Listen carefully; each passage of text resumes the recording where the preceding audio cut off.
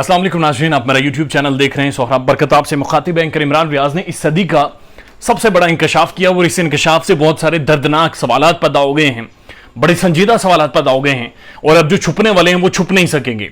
इससे पहले मैं आपको बताऊं कि चौधरी गुलाम हुसैन जो द रिपोर्टर साबिर शाकिर के साथ बैठकर प्रोग्राम करते थे, उन्होंने अपने प्रोग्राम में कहा कि army chief general Qamar Javed Bajwa साहब ने उन्हें बताया, यानी गुलाम हुसैन साहब को बताया कि सी पैक की जो पहली amount I 19 billion dollar, 19 Arab dollar, उसमें से 9 अरब डॉलर मुस्लिम लीग नून खा गई थी। इन्होंने अपने अकाउंट्स में शिफ्ट कर दिए थे।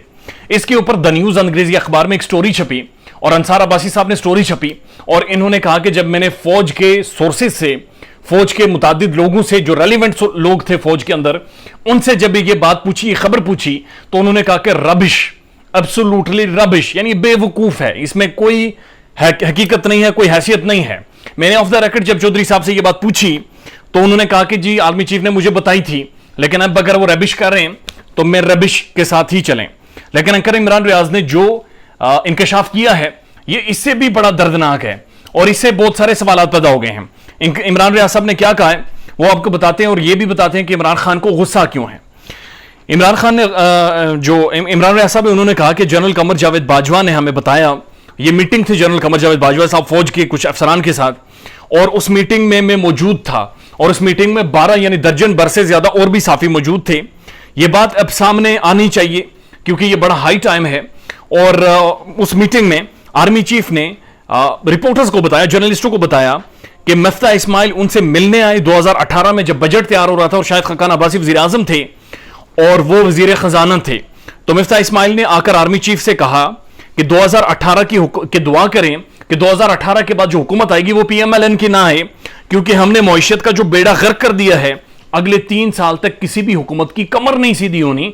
ये एंकर इमरान रियाज साहब के मुताबिक आर्मी चीफ ने तकरीबन दर्जन से ज्यादा साफियों के सामने यह बात की है और ये 3 साल तक ये मईशी सूरत ठीक नहीं होनी।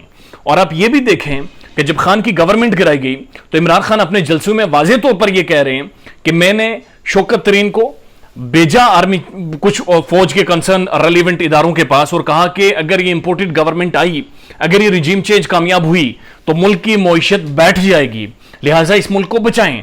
और आज आप हाल देखें कि पेट्रोल जिस लेवल पर पहुंच गया और जो महंगाई जिस लेवल पर पहुंच गई है, ये मुल्क डिफॉल्ट करने के दर पर है। आज जो गवर्नमेंट है उसके वजीर खजाना का नहीं पता चल रहा। एक 34 रुकनी कमेटी है जिसके अंदर कोई 13 से 14 पॉलिटिकल पार्टीज के लोग बैठे हुए हैं जिनके नामों से भी लोग वाकिफ नहीं हैं। इस नहज पर पाकिस्तान आ गया है। यह सबसे बड़ा इंकशाफ है जो एंकर इमरान रियाज ने किया और यह बड़ा संजीदा इंकशाफ है। दिस शोज के बहुत सारे सवाल पैदा हो गए कि फिर वो कौन था जिसने जानबूझकर गवर्नमेंट गिराकर यह मुल्क की मईशी हालत की है। जब आर्मी चीफ को मफ्ता इस्माइल खुद बता रहे इससे पहले माजी में कि हमने तबाह की है मईशत और अगले 3 साल ठीक नहीं हो सकती, तो फिर महंगाई मुकाओ मार्च, फिर इमरान खान के खिलाफ मार्च, और ये सारे बयानात कौन दिलवा रहा था, कौन था ये सारी चीजें प्लान कर रहा था। इमरान रियाज साहब कहते हैं इमरान खान को 2 बातों पर शदीद गुस्सा है। पहली चीज जो इकोनॉमी की तबाही हुई है, क्योंकि इमरान खान ने अपने 3.5 सालों में उनके मुताबिक एक एक पैसा जमा करके मईशत को खड़ा किया था, बड़ी मुश्किल से मईशी हालात बेहतर किए थे, बड़ी तनकीद बर्दाश्त की थी। और अब दूसरी बात इस चीज पर गुस्सा है कि जब क्राउड निकला और खवातीन के ऊपर और लोगों के ऊपर बाकायदा जो शेलिंग की गई और तारीख में 35,000 शल एक अंदाजे के मुताबिक मारे गए, और कुछ ऐसे शल थे जिनके बारे में यह कहा जा रहा है कि वो टेररिस्ट जब आते हैं तो उनके ऊपर वो शल मारे जाते हैं।